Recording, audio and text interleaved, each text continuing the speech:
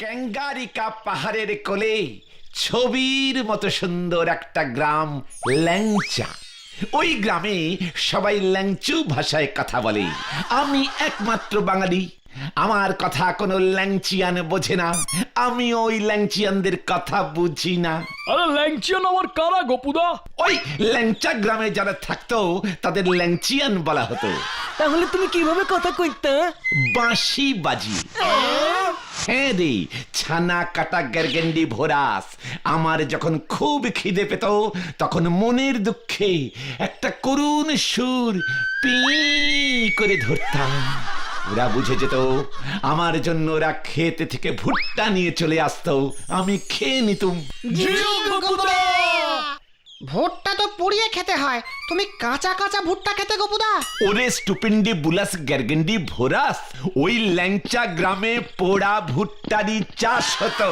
পোড়া ভুট্টার চাষ সেটা কি করে? ওরে ইচরে পাকা গেরগেন্ডি ভোরাস, ল্যাংচা গ্রামের চাষিরা প্রথমে মাঠে ভুট্টার চাষ করত, তারপরে মাঠ শুদ্ধ ভুট্টাগুলো আগুন লাগিয়ে পুড়িয়ে দিত। ব্যাস, তারপরে ভুট্টা তোলো, লেবু মাখাও আর খাও।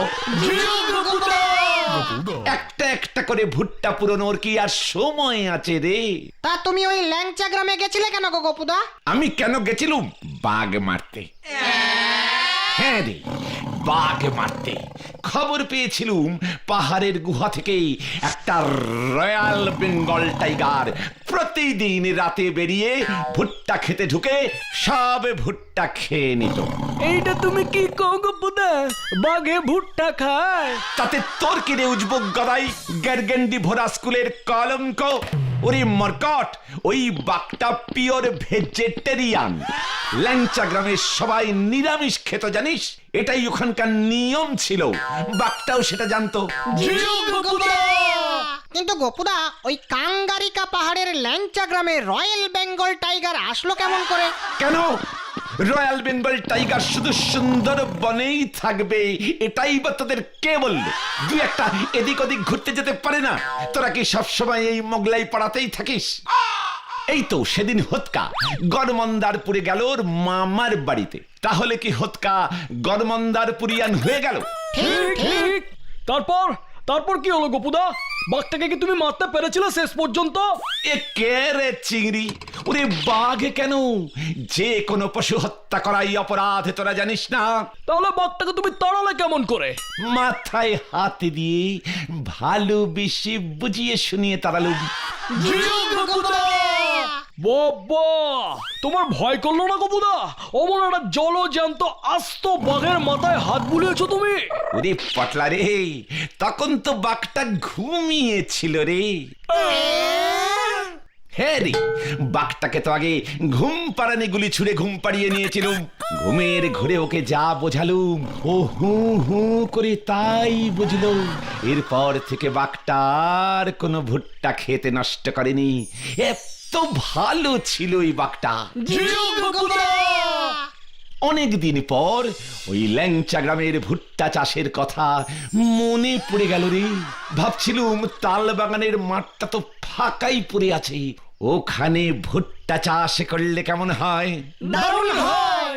তাহলে তোরা সকলে মিলে বাজার থেকে ডজন খানেক ভুট্টা কিনে আনবি। তারপর ওগুলোকে ভালো করে পুড়িয়ে লেবু মাখিয়ে মাঠে নিয়ে যাবি। কেন, মাঠে গিয়ে বুঝি আমরা ভুট্টাগুলো খাবো? ওরে না রে পোড়া মুখ গেরগেন্ডি ভোরাস, মাঠে গিয়ে ওই পোড়া লেবু মাখা ভুট্টাগুলো ছড়িয়ে দিবি। ব্যাস, তারপরে দেখবি কচকচ কচকচ করে মাঠে ভর্তি কেমন ভুট্টা গাছ গজায়।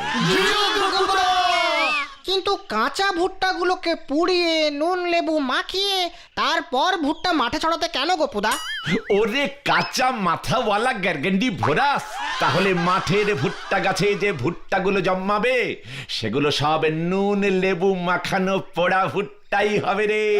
মাঠ থেকে তুলবি আর খাবি, তুলবি আর খাবি, পোড়ানোর ঝামেলাই থাকবে না। যদি আবার এখানেও ভুট্টা খাইতে বাঘ চলে আসে গোপুদা। ওরে ভিতুর অশ্বডিম্ব গ্যারগেন্ডি ভোরাস, আমি তো আছি নাকি? আমার মতন এমন ঝানু শিকারী থাকতে এত ভয় খাচ্ছিস কেন রে গদাই? যা, সন্ধে নেমে এলো, গিয়ে পড়তে বস। আমার আবার এখন বন্দুকটাকে পরিষ্কার করতে হবে, কতদিন ব্যবহার হয় না। তোমার আবার বন্দুকও আছে গোপুদা? এ কে রে চিংড়ি? এই ঝানু শিকারীর বন্দুক থাকবে না? তোদের এই মোগলাই পাড়ায় তো আর বাঘটা গাছে না, তাই দরকার হয় না। এইটা আপনি কি কনসাকলাদার মশাই? শেষ পর্যন্ত একখান সারের জন্য ভিটা মাটি ছাড়তে হইব আপনারে। তাহলে আর বলছে কি, আজ 7 দিন হলো পাড়ায় ওই সারটা তাণ্ডব চালাচ্ছে, যখন তখন যাকে তাকে গুতিয়ে দিচ্ছে। এই তো দত্তবাবুর গিন্নি সেদিন রান্না করছিলেন, তা হঠাৎ সারটা তেরে এসে রান্নাঘরে ঢুকে দত্ত গিন্নিকে নিয়ে চলে গেল। এরপর থেকে আর দত্ত গিন্নিকে পাওয়া যাচ্ছে না। ও আরে এইটা কি কন? এ কেমন কথা? ও মা, সে কি কথা? এরকম কত ঘটনা যে রোজ ঘটছে, তাই তো আমি আপনার শরণাপন্ন হয়েছি। এতদিন একসঙ্গে এক অফিসে চাকরি করেছি, আজ এই বিপদের দিনে আপনি যদি আমার পাশে না থাকেন তবে আর কে থাকবে? সারটা যদি এবার আমার বউকেও শিঙে করে উঠিয়ে নিয়ে চলে যায়, তখন কি হবে বলুন দেখিনি? আমার বউ যে সারাদিন রান্নাঘরে থাকে, তাই বলছিলুম আপনার ওই চিলে কোটার ঘরে যদি আমাদের 2 দিন থাকতে দেন বড় উপকার হয়। ও মা, ওই চিলে কোঠার ঘরে তো গোপুই থাকে। থাকবো না, ওই উজবুকটা থাকবো না। ওর বদলে আমার একদিনের বন্ধু এই সর্বেশ্বর চাকলাদার সপরিবারে থাকবো।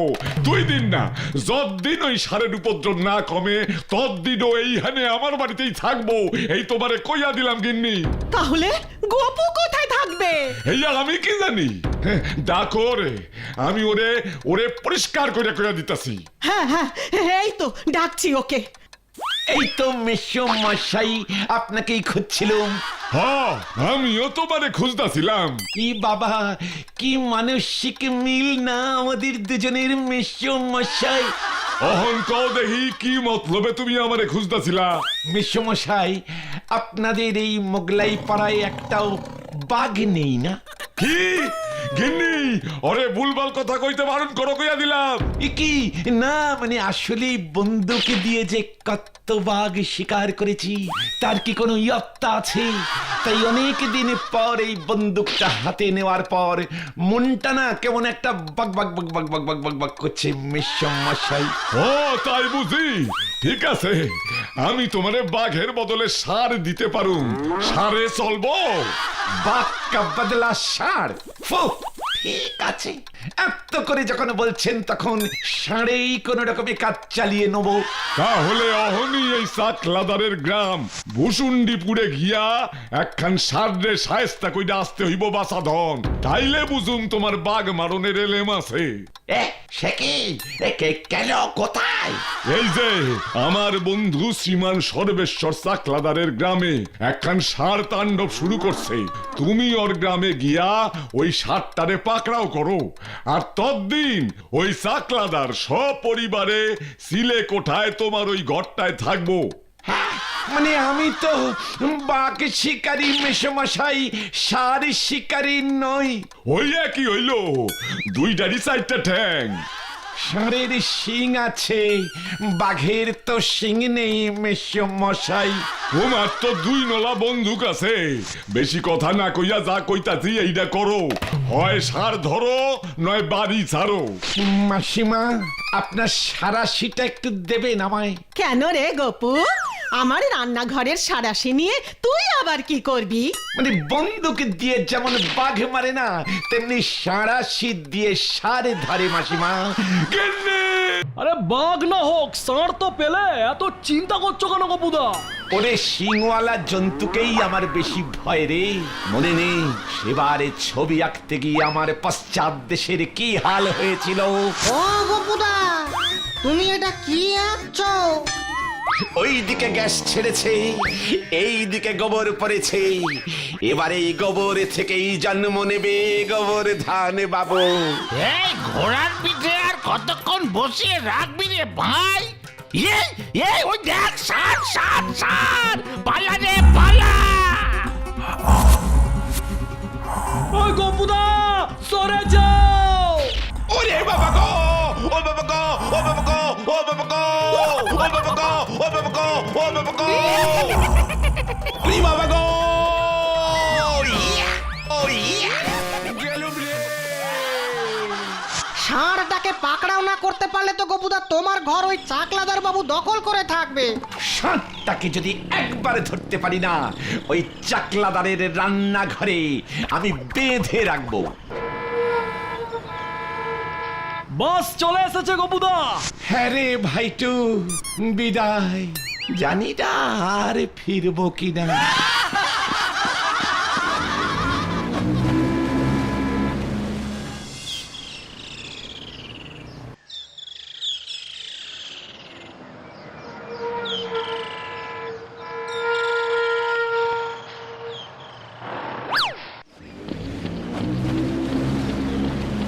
এই সেই ভূষণ্ডীপুর।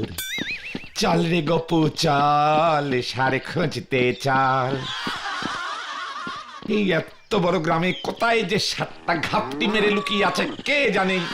ওই তো ওই লোকটাকে জিজ্ঞেস করি। এই যে দাদা শুনছেন? আমায় বলছেন? আগে দাদা শুনেছি আপনাদের এই ভূষণ্ডীপুরে নাকি একটা ষাঁড় খুব তাণ্ডব শুরু করেছে। ঠিকই শুনেছেন। ওই ষাঁড়টা কোথায় আছে আপনি বলতে পারবেন? তাহলে ওটাকে ধরতুম।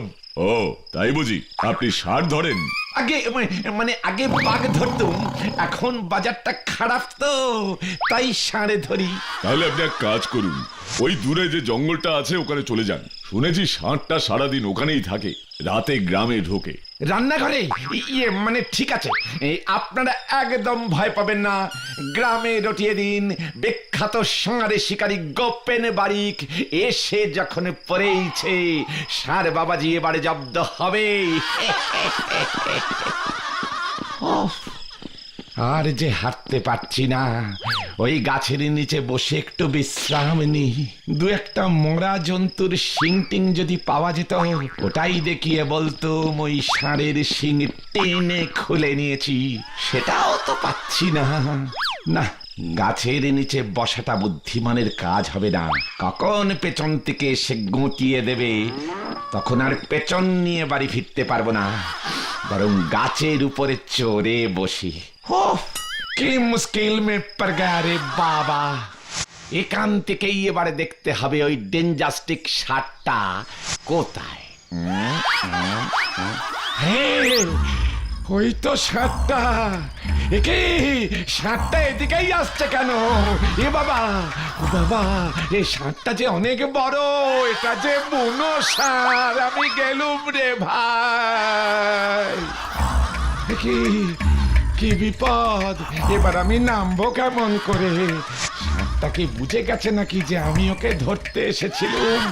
ও যে আমাকেই ধরতে এসে পড়েছে। এই হাট হাট, যা যা, এই যা ভাই টু ষাঁড়, যা না। এ কি রে, যাওয়ার তো কোনো লক্ষণই নেই।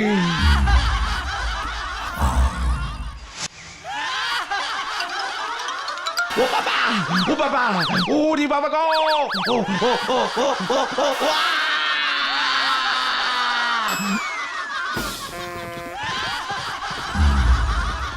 ওরে বাপরে, বাঁচাইয়ে বাঁচাইয়ে। ষাঁড় ধরা পড়েছে। ষাঁড় ধরা পড়েছে। ও ও ও, ওরে বাবারে, ও বাবা, ও বাবা, ও বাবা, ও বাবা।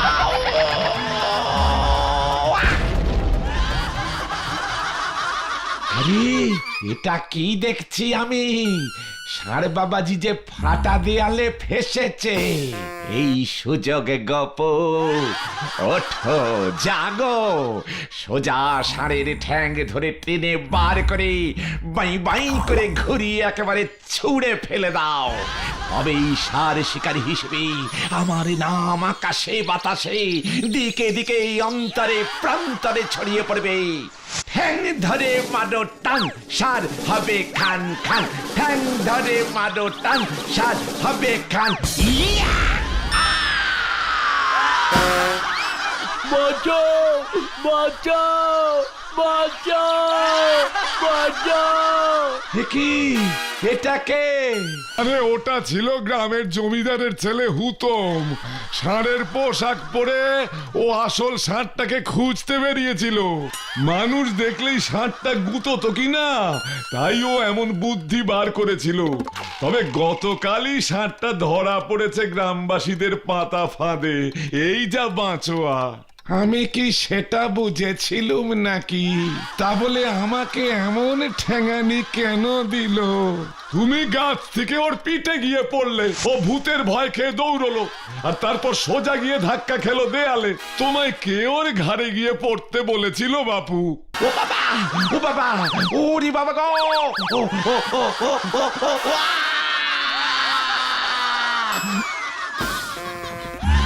ওরে বাপরে, বাঁচাইয়ে বাঁচাইয়ে! ষাঁড় ধরা পড়েছে। ও, ও, ও, ওরে বাবারে, ও বাবা, ও বাবা, ও বাবা, ও বাবা, ও! সবই আমার কপাল কাকু। ধরতে গেলুম আসল সার, ধরে ফেললুম নকল সার। ভাগ্যিস তুমি গুলি চালাওনি। আমি বন্দুকটা নিয়েছিলুম, গুলি নিতে ভুলে গিয়েছিলুম রে ভাইটু। Jogopuda! Jogopuda!